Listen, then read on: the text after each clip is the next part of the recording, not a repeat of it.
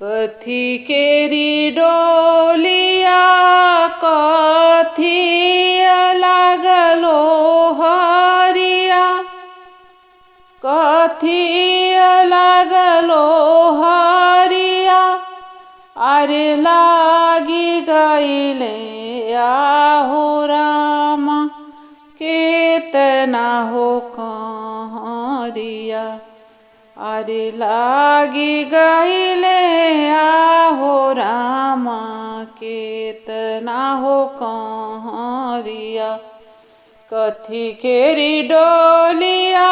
कथी लागलो हरिया, कथी लागलो हरिया, अरे लागी गईले आहो रामा केतना हो कहरिया, अरे कवनी नगरिया लिहले जालए कहरिया,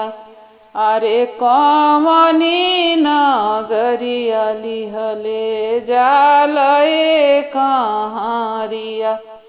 अरे के कर छूट तारी बाबा के हो नगरिया, अरे के करी जे छूट तारी सगरी हो नगरिया। काठ केरी डोलिया हो सबूज रंग ओ हरिया, सबूज रंग ओ हरिया, अरे लागी गईले आहो रामा बत्तीसो हो कहरिया, अरे लागी गईले आहो रामा बत्तीसो हो कहरिया, अरे ससुरु नगरिया लिहले जाले कहरिया, अरे छूट तारी मोरी धिया के बाबा के हो नगरिया, अरे छूट तारी मोरी धिया के सगरी हो नगरिया। के करा रोवे से बहे गंगा हो जमुनमा, अरे गंगा हो जमुनमा, अरे के करा रोवे से सरजू धारे कहरिया, अरे के करा रोवे से सरजू धारे कहरिया, अरे के कराही हियरा जुड़ैले कहरिया, अरे के करी जे हियरा जुड़ैले कहरिया, अरे के हंसेला मुख दाबी के हो रुमलिया,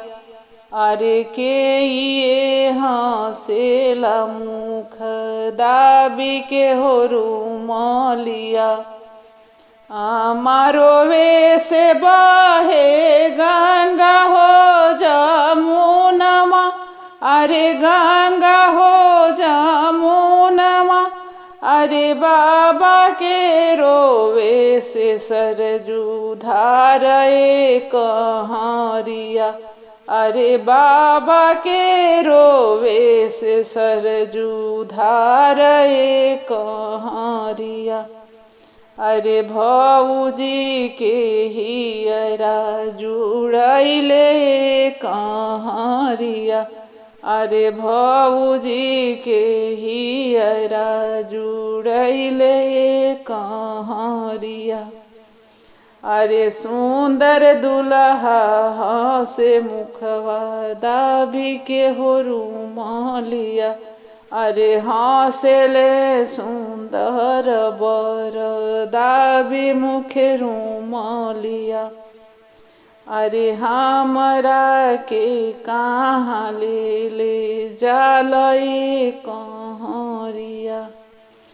अरे हमरा के कहाँ ले जालए कहरिया, अरे धीरे धीरे चल भैया देखे दहो नगरिया। अरे धीरे धीरे चले भैया देखे दहो नगरिया। अरे चिटुकी से नुरवे कारण छूटली हो नगरिया। अरे चिटुकी से नुरवे कारण छूटली हो नगरिया।